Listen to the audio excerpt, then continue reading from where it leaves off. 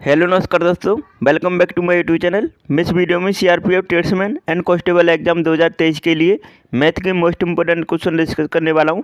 सभी question important है जो परीक्षा में पूछे जा सकते हैं। 25 क्वेश्चन पूछे जाएंगे आपकी परीक्षा में, तो वीडियो को एंड तक जरूर देखें। तो चलिए स्टार्ट करते हैं। फर्स्ट क्वेश्चन का सभी आंसर बताएंगे। तो आपको ऑप्शन दिखा देता हूँ, ये ऑप्शन है और जल्दी से इसका राइट आंसर कॉमेंट में बताइए। तो क्या क्वेश्चन है, किसी बक्से में 780 केले हैं जिनमें से 130 केले सड़े हुए हैं और शेष अच्छी गुणवत्ता वाले हैं, तो अच्छी गुणवत्ता वाले केलों का प्रतिशत दशमलव के 2 स्थान तक कितना है। तो ये आपको पूछा है। तो देखो सिंपल सा क्वेश्चन है। 780 केले हैं टोटल, उसमें से 130 केले सड़े हुए हैं, तो 130 माइनस कर लेंगे तो कितने बचे। तो 780 में से 130 माइनस करो तो कितना बचा, 650। अब 650 जो केले बचे हुए हैं उसने बोला है शेष अच्छी गुणवत्ता वाले हैं, तो शेष कितने बचे केले हैं, 650। ये अच्छी गुणवत्ता वाले केले हैं। अब उसने बोला है अच्छी गुणवत्ता वाले केलों का प्रतिशत कितना है। तो हम जब भी प्रतिशत निकालते हैं तो वो टोटल के ऊपर निकालते हैं। टोटल कितना है, 780, और अच्छी गुणवत्ता वाले केले कितने हैं, 650। अब ये 650 780 के ऊपर हम कैलकुलेट करेंगे तो कितना आ गया। अब देखो आप इसे दशमलव के एक स्थान तक करवा रहा सॉल्व, तो 0 से 0 कैंसिल हो गई, 13 पन्ना 65 और 13 छिंग 78। अब आप आगे सॉल्व कीजिएगा तो कितना आएगा। देखो ऑप्शन के अकॉर्डिंग देखेंगे अब हम। तो देखो यहाँ पे ये 500 हो गया, और 500 को हम 6 से डिवाइड करते हैं तो 6 48, तो 80 के समथिंग आएगा। तो देखो 83.33%। तो तीसरे ऑप्शन में दे रखा है ऑप्शन, ठीक है। तो इसका राइट आंसर थर्ड ऑप्शन हो जाता है। आप ऑप्शन के अकॉर्डिंग कीजिएगा क्योंकि पूरी कैलकुलेशन करने में समय जाएगा, इसलिए आपको एग्जाम में टाइम नहीं रहता है इतना कि आप पूरा सॉल्व करें। आपको बस देखना है कि आपको कितने तक पहुंच सकता है रेंज में आंसर, ठीक है। तो तीसरा ऑप्शन इसका राइट आंसर है। अब नेक्स्ट क्वेश्चन का आंसर बताएंगे। दूसरा क्वेश्चन है, जल्दी से आंसर बताओ। तो ऑप्शन दिखा देता हूँ, ये ऑप्शन है और जल्दी से इसका कॉमेंट में जल्दी से आंसर बताओ। तो क्वेश्चन क्या कह रहा है, ए उपन्यास लिखने में बी से दोगुना दक्ष है। बे एक साथ मिलकर 24 दिनों में एक उपन्यास लेखन का कार्य पूरा कर सकते हैं। तो ए कितने दिनों में उपन्यास अकेले लिख सकता है। तो ए द्वारा पूछा है कितने दिनों में लिखेगा अकेला।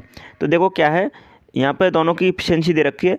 ए उपन्यास लिखने में बी से दोगुना दक्ष है, मतलब ए की इफिशियंसी 2 है तो बी की इफिशियंसी है 1, ये बोल रहा है वो, ठीक है। अब देखो उसने बोला है बे एक साथ मिलकर 24 दिनों में कर रहे हैं पूरा लेखन का कार्य, तो मतलब उपन्यास लेखन का कार्य दोनों मिलकर 24 दिनों में कर रहे हैं। और यहाँ पे दोनों की इफिशियंसी कितनी है, 2 और 1 3, तो 3 की इफिशियंसी से 24 दिनों में कर रहे हैं। तो टोटल कार्य कितना आ गया, तो 24 या 72। अब ये 72 टोटल आ गया, ठीक है। अब अगर ये अकेले करे कितने दिनों में उपन्यास अकेले लिख सकता है। तो ए की इफिशियंसी कितनी है, 2 की इफिशियंसी से। अब 2 की इफिशियंसी से हम 72 को कराने में कितना समय लेगा। तो 72 को कराने में, देखो 72 कार्य को करने में 2 की इफिशियंसी से कितना समय लेगा, तो 36 दूनी 72। तो राइट आंसर क्या होगा, फोर्थ ऑप्शन। तो 36 दिन का समय लेगा, तो राइट आंसर क्या हो जाता है, फोर्थ ऑप्शन। इस तरह आपको करना था, सिंपल सा क्वेश्चन था, कोई भी इसमें समय वेस्ट करने की कोई ज़रूरत नहीं थी। अब नेक्स्ट क्वेश्चन का आंसर बताएंगे। देखो तीसरे क्वेश्चन का जल्दी से आंसर बताओ। इंपॉर्टेंट क्वेश्चन है, आप जल्दी से इसका आंसर बताएंगे। 1 से 2 क्वेश्चन तो पूछा ही जाना है आपके परीक्षा में CISI से, ठीक है। तो तीसरे क्वेश्चन का आंसर बताओ। 5120 रुपये की राशि पर 12.5% की दर से 3 वर्षों का चक्रवृद्धि ब्याज वार्षिक रूप से संयोजित है तो कितना होगा। तो 3 वर्ष का मतलब चक्रवृद्धि ब्याज पूछा आपसे, कंपाउंड इंटरेस्ट, ठीक है। तो कैसे करेंगे आप इसे, तो आपको पता है 5120 रुपये है, ठीक है। 5120 रुपये की राशि है। अब इस पर 3 वर्ष का हमें निकालना है। तो पहले वर्ष देखो, अब मैं आपको 2 तरीके से बता सकता हूँ इसे, लेकिन जो सिंपल तरीका है उस तरीके से करते हैं हम पहले। तो देखो 12.5% की फ्रैक्शन वैल्यू क्या होती है, 1/8। मतलब पहले वर्ष 8 से 9 हो जा रही है राशि, 8 पे 1 की मतलब इंटरेस्ट लग रही है तो 9 की हो गई। और दूसरे वर्ष भी 8 से 9 हो जा रही है, तीसरे वर्ष भी 8 से 9। इसका मतलब 3 वर्ष तक उसने कैलकुलेट करवा रहा है, तो 8 से 9, ठीक है। उसके बाद 8 से 9, उसके बाद 8 से 9, इस तरह हो रहा है। तो यहाँ पे 8 का क्यू करेंगे तो कितना होगा, 512 होगा ना। 800 मतलब 8 का क्यू करेंगे तो 512, और 9 का क्यू करेंगे तो 729। अब ये हो रहा है, ठीक है। तो उसने बोला है कि यहाँ पर मूलधन कितना दे रखा है, 5120, और यहाँ पर हमारे अकॉर्डिंग मूलधन कितना आ रहा है, 512। तो 512 यूनिट की वैल्यू दे रखी है 5120। तो हमें चक्रवृद्धि ब्याज निकालने के लिए, अब देखो ये क्या है, मिश्र धन। तो 729 में से 512 माइनस कर लेंगे, तो जो सिंपल इंटरेस्ट आएगा उससे मल्टीप्लाई कर देंगे। तो देखो 729 में से, अब आगे सॉल्व करते हैं, ध्यान रखना, 729 माइनस 512। अब इसे माइनस करेंगे तो 7, उसके बाद 1, उसके बाद 2। अब 217 ये आ गया, 217 की हम वैल्यू निकालनी है। मतलब 5120 रुपये जो दे रखी है, 512 यूनिट की वैल्यू दे रखी है, और हमें निकालने के लिए कितने की है, 217 की वैल्यू। तो देखो अब ये कितने बार कट गया, 10 बार। तो 10, अब 10 का मल्टीप्लाई 2170 आ गया ना, 2170। तो राइट आंसर क्या होगा, 2170 इसका करेक्ट आंसर होगा। फोर्थ ऑप्शन राइट आंसर हो जाता है। इस तरह आपको करना था, सिंपल सा क्वेश्चन था, तो इसमें समय वेस्ट करने की कोई ज़रूरत नहीं है। इस टाइप के क्वेश्चन में आप देखते ही कर देंगे। अब देखो चौथे क्वेश्चन का आंसर बताओ। आपको लेंदी जरूर दिखाया होगा, लेकिन इस टाइप के क्वेश्चन पूछे जाते हैं और आप इसे स्किप नहीं कर सकते। तो देखो ऑप्शन ये है, और जल्दी से कमेंट में आपका आंसर आना चाहिए। तो क्या है क्वेश्चन, सत्यम और शिवम किसी कार्य को 10 दिन और 15 दिन में कर सकते हैं। ठीक है, दोनों साथ कार्य मिलकर शुरू करते हैं। 4 दिन बाद सत्यम कार्य करना छोड़ देता है। उसके बाद शेष कार्य को शिवम को पूरा करना पड़ता है। पूरा कार्य कितने दिनों में समाप्त हो जाएगा। देखो इस टाइप के क्वेश्चन इंपॉर्टेंट होते हैं, डायरेक्ट नहीं पूछे जाते हैं टाइम और वर्क के कार्य, मतलब ये क्वेश्चन। तो आपको मतलब इस टाइप के क्वेश्चन की प्रैक्टिस करनी होगी ज़्यादा से ज़्यादा, और वो आपको मैं करा रहा हूँ आपके एग्जाम ओरिएंटेड। तो आप जुड़े रहिएगा, आप हमारे चैनल को सब्सक्राइब कर लीजिएगा। तो इस क्वेश्चन का आंसर बताओ। तो यहाँ पे बोला है सत्यम, सत्यम को ST से हम रिप्रेजेंट कर लेते हैं और शिवम को SV से। ठीक है, आपको पता चल जाए जिससे। तो सत्यम कर रहा है 10 दिन में, उसके बाद शिवम कर रहा है 15 दिन में कार्य को। अब ये टोटल कार्य कितना हुआ, इनका एलसीएम ले लेंगे तो 30 आ गया एलसीएम। तो 10 या 30 इफिशियंसी निकाल लेंगे प्रत्येक दिन की। तो सत्यम की इफिशियंसी आ गई 10 या 3 आ गई, और शिवम की इफिशियंसी आ गई 15 से डिवाइड करेंगे 30 को तो 2 आ गई। अब देखो 3 और 2 ये अलग अलग इफिशियंसी आ गई इनकी, और टोटल कार्य कितना आ गया 30। अब वो बोल रहा है कि मतलब 4 दिन तक तो सत्यम कार्य करना छोड़ देता है, 4 दिन बाद छोड़ रहा है ना। तो इसका मतलब सत्यम और शिवम 4 दिन तक तो कार्य करते रहे होंगे। तो कितनी इफिशियंसी से कार्य कर रहे थे 4 दिन तक, तो सत्यम कर रहा था 3 की और शिवम कर रहा था 2 की इफिशियंसी से कार्य। तो दोनों की जोड़ देंगे तो 5।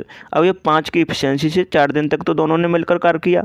तो कितना कार्य हो गया, 5 × 20। अब 20 कार्य हो चुका है। ठीक है, 5 × 20, 20 कार्य हो चुका है। तो 30 में से 20 कार्य तो हो गया। अब 30 में से 20 माइनस करेंगे तो कितना आ गया, 10। अब बचा कितना, 10 कार्य। अब 10 कार्य को कराने में उसने बोला है कि शिवम को इस 10 कार्य को करने में शेष कार्य को, मतलब देखो 4 दिन तक तो कार्य हुआ है ये, और उसके बाद शेष कार्य को करने में शिवम को कितना समय लगेगा। शिवम की इफिशियंसी कितनी है, 2 की इफिशियंसी।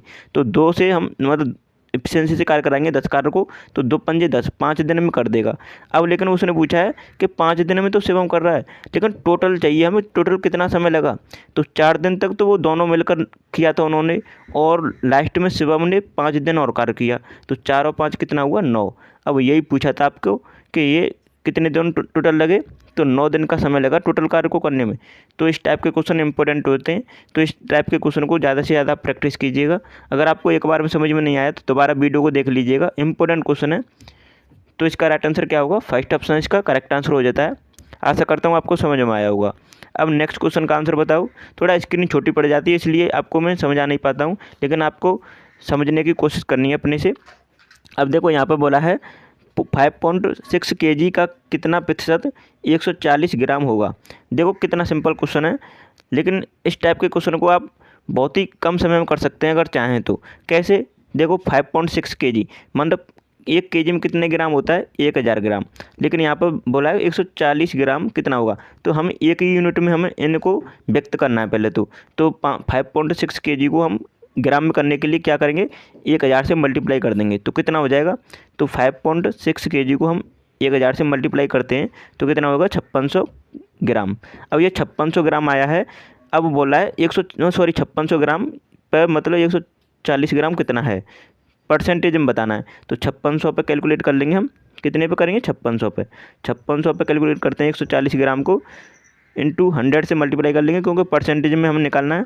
तो 14 चौको 56, कितने बार कट गया, तो ये कट गया आपको पता है 40 बार। अब 40 से आप डिवाइड करेंगे तो कितने बार हो जाएगा, 2.5 आ गया ना।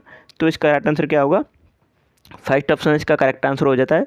इस तरह आपको करना था, सिंपल सा क्वेश्चन है, इसमें समय वेस्ट करने की कोई ज़रूरत ही नहीं है, आपको पता चल रहा है। अब छठवें क्वेश्चन का आंसर बताओ जल्दी से, सिंपल सा क्वेश्चन है, जल्दी से आंसर आना चाहिए। ऑप्शन आपको दिखाई दे रहा है और कमेंट में जल्दी से आंसर बताओ। अगर आपकी अच्छी प्रैक्टिस है तो बहुत ही जल्दी आंसर देंगे इस क्वेश्चन का। देखो क्या पूछा है, 20 मीटर पर सेकंड की गति से चल रही है 180 मीटर, मतलब कोई गाड़ी है, ठीक है, वो 20 मीटर पर सेकंड की गति से चल रही है और 180 मीटर लंबी एक रेलगाड़ी 10 मीटर पर सेकंड की गति से उसी दिशा में चल रहे हैं, ठीक है। तो यहाँ पे आपको पूछा है, यहाँ पे एक बच्चे को पार करने में कितना समय सेकंड में लेगी। सॉरी, यहाँ पे कुछ क्वेश्चन में गलती है, लेकिन यहाँ पर मैं आपको बता दूं कि जो रेलगाड़ी है उसकी स्पीड है यहाँ पे 20 मीटर पर सेकंड, ठीक है, और मतलब उसकी लंबाई दे रखी है रेलगाड़ी की 180 मीटर, और बच्चे की स्पीड है, जो बच्चा है उसी की दिशा में चल रहा है, उसकी स्पीड है 10 मीटर पर सेकंड की स्पीड, ठीक है। तो वो बच्चे को पार करने में रेलगाड़ी कितना समय लेगी, ये पूछा आपको। तो देखो सिंपल सा क्वेश्चन है, जब मतलब रेलगाड़ी इधर जा रही है और बच्चा भी इधर आ रहा है, मतलब एक ही दिशा में चल रहा है, सॉरी देखो इधर आ रहा है और रेलगाड़ी भी इधर जा रही है, तो यहाँ पे क्या हो रहा है कि दोनों की स्पीड जुड़ जाती है, और अगर बच्चा भी इधर जा रहा है और रेलगाड़ी भी इधर जा रही है तो इसका मतलब दोनों की स्पीड माइनस हो जाती है, इस चीज़ को ध्यान रखना। तो उसी दिशा में बोला है, तो उसी दिशा में मतलब रेलगाड़ी जिस दिशा में जा रही है उसी दिशा में बच्चा जा रहा है, तो दोनों की स्पीड को कितना कर लेंगे, माइनस। तो 20 में से 10 माइनस करेंगे तो कितना होगा, 10 आ गया। 10 मीटर पर सेकंड की स्पीड हो गई। अब हमें कितनी दूरी तय करानी है, तो 180 मीटर। 180 मीटर को तय कराने में कितना समय लगेगा, तो देखो 10 से डिवाइड कर दो, कितना आ गया, 18 सेकंड का समय लेगा बच्चे को पार करने में ट्रेन। तो राइट आंसर क्या होगा, फोर्थ ऑप्शन इसका करेक्ट आंसर हो जाएगा। थोड़ा क्वेश्चन पर मत जाइएगा, बाई मिस्टेक इसमें कुछ मिस्टेक से लिखा गया है, लेकिन आपको मैंने बता दिया है। ट्रेन की स्पीड दे रखी है 20 मीटर पर सेकंड और उसकी लंबाई दे रखी है 180 मीटर, और बच्चे की स्पीड दे रखी है 10 मीटर पर सेकंड, लेकिन बच्चा ट्रेन की दिशा में ही चल रहा है, तो आपको बच्चे को पार करने में कितना समय लेगी ट्रेन, ये पूछा था। तो कितना समय लेगी, 18 सेकंड का। तो राइट आंसर क्या होगा, फोर्थ ऑप्शन इसका करेक्ट आंसर है। आशा करता हूँ आपको समझ में आया होगा। अगर आपने अभी तक हमारे चैनल सब्सक्राइब नहीं किया है तो प्लीज़ कर लीजिएगा, और वीडियो को लाइक कर दीजिएगा और शेयर कर दीजिएगा। और आपको मैंने 80+ वीडियो एक ही प्लेलिस्ट में ऐड करके प्रोवाइड करा दी हैं, तो आप इसी वीडियो के डिस्क्रिप्शन में जाइएगा, वहाँ से सभी वीडियो को एक बार ज़रूर देखें, जिससे आपको उससे पता चल जाएगा किस टाइप के क्वेश्चन पूछे गए थे आपकी परीक्षा में और कैसे पूछे जा सकते हैं।